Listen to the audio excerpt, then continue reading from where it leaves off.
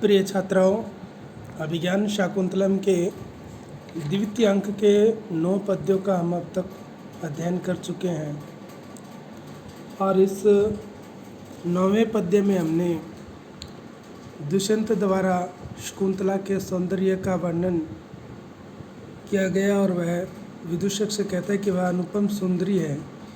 विधाता के द्वारा एक दूसरी सृष्टि रचना, स्त्री रतन, अपरा सृष्टि, एक अद्वितीय सृष्टि, अनुपम सुंदर स्त्री की रचना विधाता द्वारा की गई है।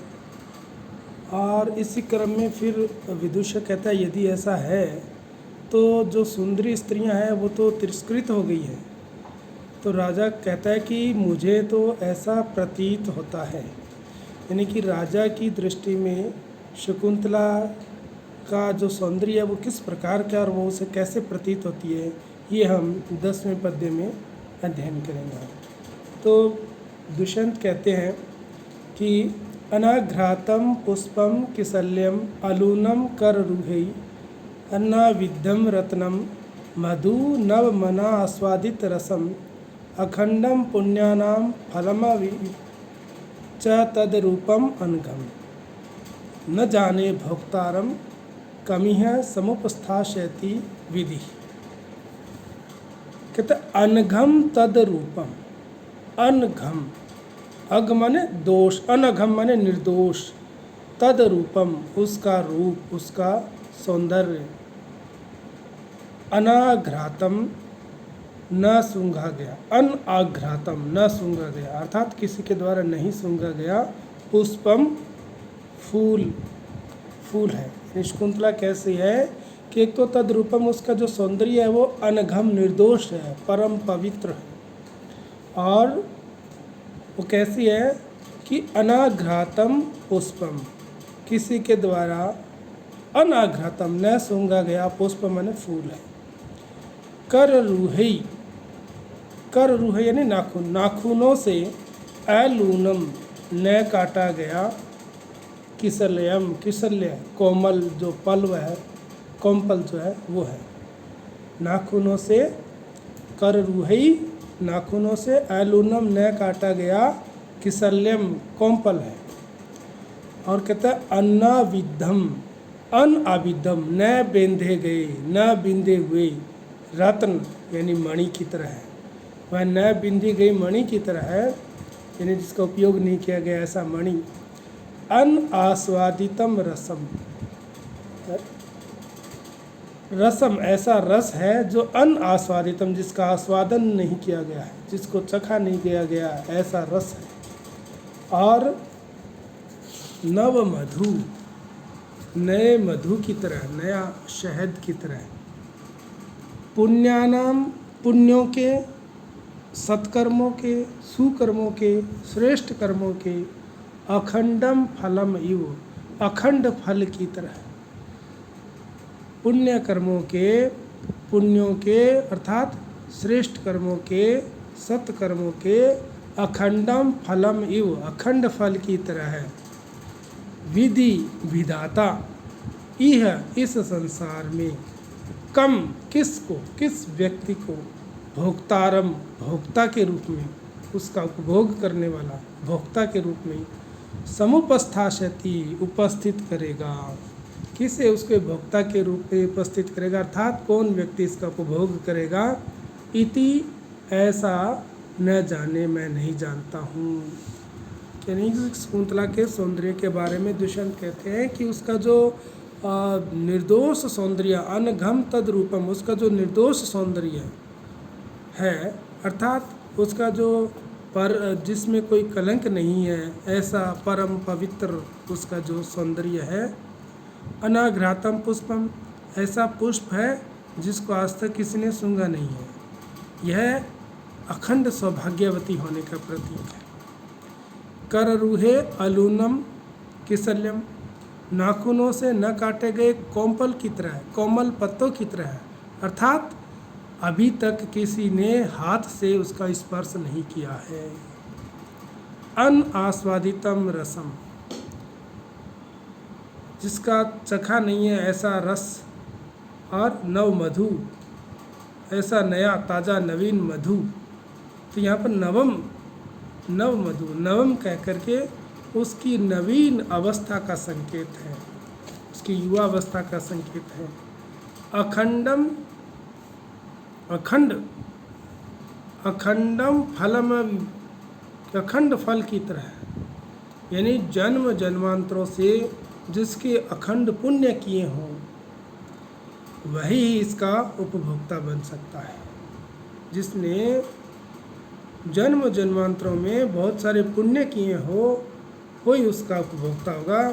तो विधाता ने न जाने किसको उपभोग बनाएगा, यानी जो इसका उपभोक्ता होगा उसने जन्म जन्मांतरों में बहुत सारे पुण्य किए होंगे जो इसका उपभोग करेगा। यानी कि उसका शारीरिक सौंदर्य तो है ही है, उसके साथ उसका जो निर्दोषता है, उसकी जो चरित्र है वो बिल्कुल निष्कलंक है।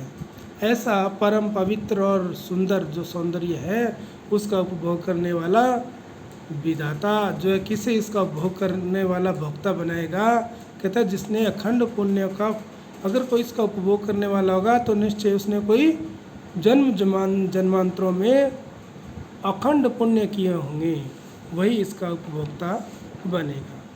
इस प्रकार से शकुंतला के सौंदर्य का और उसके चरित्र का जो है वो श्रेष्ठता दुष्यंत ने विदुष के सामने यहाँ पर प्रकट की है। और सर्वथा दोष वर्जित सौंदर्य ही उपासनीय एवं श्लाघनीय यानी प्रशंसनीय है। महाकवि कालिदास का ये मानना है और वो अपने काव्य में उसी प्रकार के सौंदर्य के प्रशंसक है, समाराधक है। इस प्रकार का निष्कलंक और सर्वथा पवित्र सौंदर्य पुण्य से ही प्राप्त होता है। फिर चाहे वह सौंदर्य वस्तुगत हो या नायिकागत हो, ऐसा कवि कालिदास का मानना है।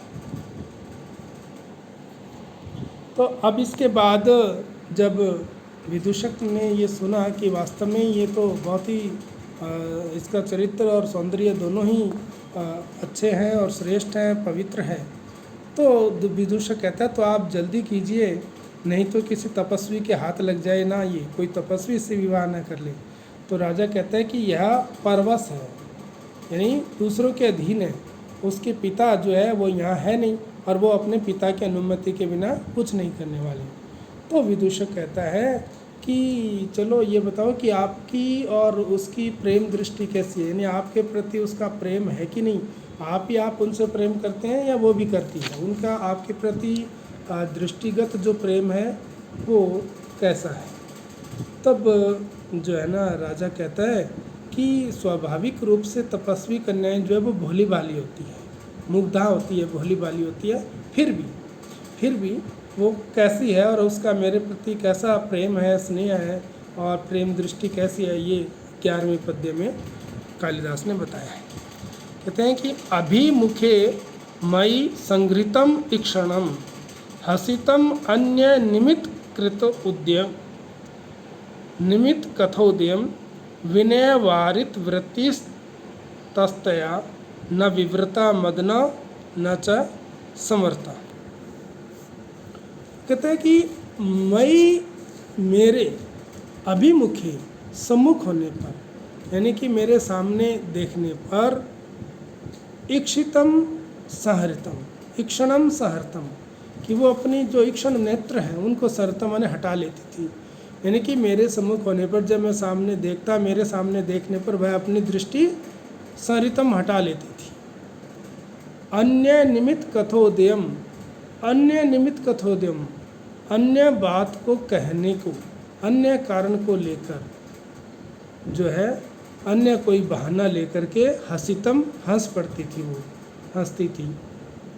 अतः इसलिए तया उस शकुंतला के द्वारा विनयवारित, विनयशीलता के कारण वारित नियंत्रित किया हुआ वृत्ति वाले मदन काम को, विनयशीलता के कारण वारित वृत्ति रोके गए प्रवृत्ति वाले मदना प्रेम भाव को, काम भाव को न विवृता, न तो प्रकट किया, न च समर्था और न ही छिपाया गया। कि शकुंतला जो है वो विनयशील है, लज्जाशील थी, शील स्वभाव वाली थी, तो उसने ना तो प्रकट किया और ना ही छुपाया। यानी कि राजा ने उसके हाव भावों को देख करके ये अनुमान लगाया कि ये विनयशीलता की वजह से प्रकट नहीं कर रही है और ये मुझ पर आसक्त है। तो यहाँ पर कहते कि मई अभिमुखे, मेरे सामने देखने पर ईक्षणम समर्थम, अपनी दृष्टि हटा लेती थी। तो यहाँ पर शकुंतला उसको राजा को देख करके अपनी दृष्टि दूसरी तरफ कर लेती थी। तो यहाँ उसकी लज्जाशीलता का परिचय मिलता है। ये लज्जा का द्योतक है कि वो उसे देखना तो चाहती है पर लज्जा आती है उसे। और अन्य निमित्त कथोदयम हसितम, अन्य कोई बहाना लेकर हंस पड़ती थी। यानी कि राजा की बात पर ना हंस के कोई और बहाने से हंसती थी।